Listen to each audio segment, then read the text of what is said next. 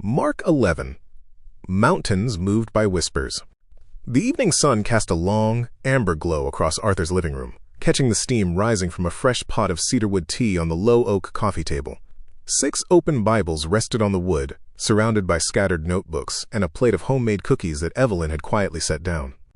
Arthur adjusted the gentle spin of the ceiling fan, looking around the circle with a warm, patient smile that had anchored his community for decades. "All right, friends," Arthur began, his voice grounding the room.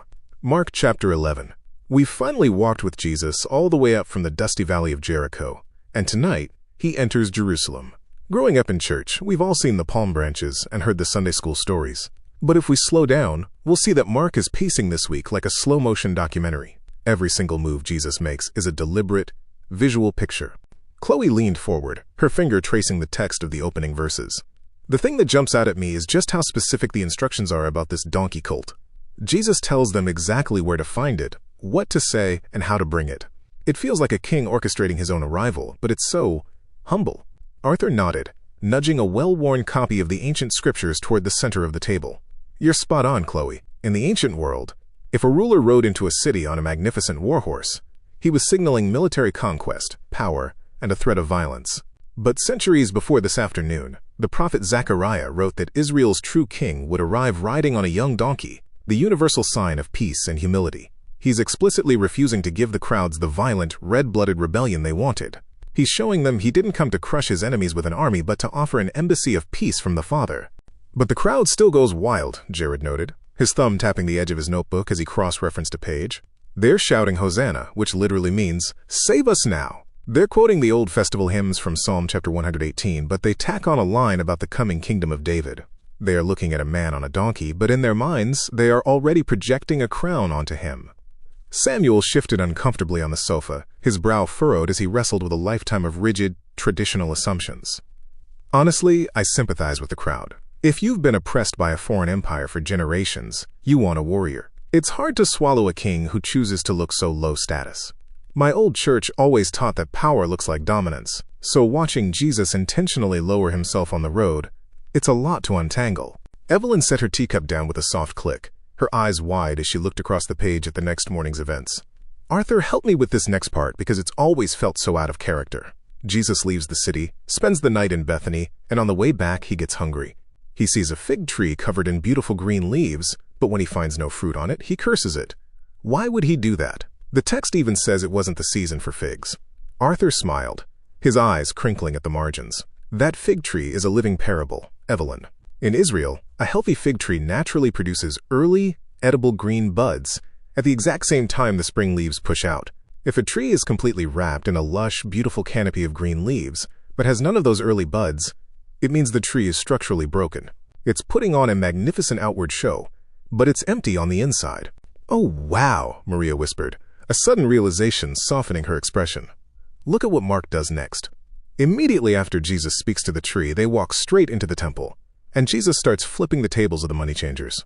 Mark isn't just telling 2 random stories back to back. He's layering them like a sandwich. The empty fig tree is a picture of the temple itself. Charles rubbed his chin, nodding slowly as he looked over his wife's shoulder at the text. For 40 years I've read this chapter, and I always thought Jesus was just frustrated. But he's enacting a prophetic warning. The temple had an incredible, dazzling architecture, the leaves, but it was completely barren of the fruit God actually wanted. Arthur leaned over the table, his fingers gently guiding them into the heart of the clearing. Listen to the 2 ancient prophets Jesus quotes while he's disrupting the marketplace. He shouts, "My house shall be called a house of prayer for all nations," which is straight out of Isaiah 56. The religious leaders had turned the court of the Gentiles, the only space where outsiders and foreign seekers were allowed to come and pray, into a noisy, high-traffic cattle market and currency exchange. They were systematically choking out the outsider's experience to turn a profit. And then he calls it a den of robbers, which is a heavy phrase from Jeremiah chapter 7. In the old Hebrew idiom, a den of robbers isn't the place where thieves commit their crimes. It's the safe cave where they run to hide after they've done their dirty work, believing the walls of the cave will shield them from justice. The leaders were using the outward shows of religion, the sacrifices, the legal cleanliness, as a spiritual cloaking device, thinking they could exploit the vulnerable during the week and find automatic safety inside the holy walls. Samuel sat in silence for a moment, the weight of the explanation settling deep into the room. "That hits incredibly close to home," he said softly, his voice dropping an octave. It's so easy to build a beautiful canopy of leaves, saying the right things, showing up on Sunday while using the church as a shield to hide an unforgiving heart. It's terrifying how fast religion can turn into a performance that chokes out the very people who are trying to find God. Arthur reached out, his hand resting reassuringly on Samuel's shoulder. That's why the story doesn't end in the courtyard, Sam. The very next morning, the disciples see that the fig tree has withered completely from the roots up. When Peter points it out in shock, Jesus doesn't talk about forestry. He talks about prayer, faith that can throw a mountain into the sea, and the absolute necessity of forgiveness. He's shifting the entire foundation. True redemption isn't a transactional business operated by bureaucrats in a stone building. It's an active, live connection to the Father, built on simple faith and the radical willingness to drop our defenses and release our internal debts to one another. Jared flipped his notebook to a clean grid page, his pencil poised over a series of historical dates he had been tracking all week. Arthur, there's one more layer here. When the chief priests come out at the end of the chapter to demand who gave him the authority to flip those tables, they are completely trapped. But why this specific day? Is there any truth to what people say about Daniel's timeline pointing right to this moment? Arthur's smile broadened as he leaned back in his chair. Jared, if you calculate the timeline from the book of Daniel, the prophet laid out a mathematical roadmap based on prophetic years.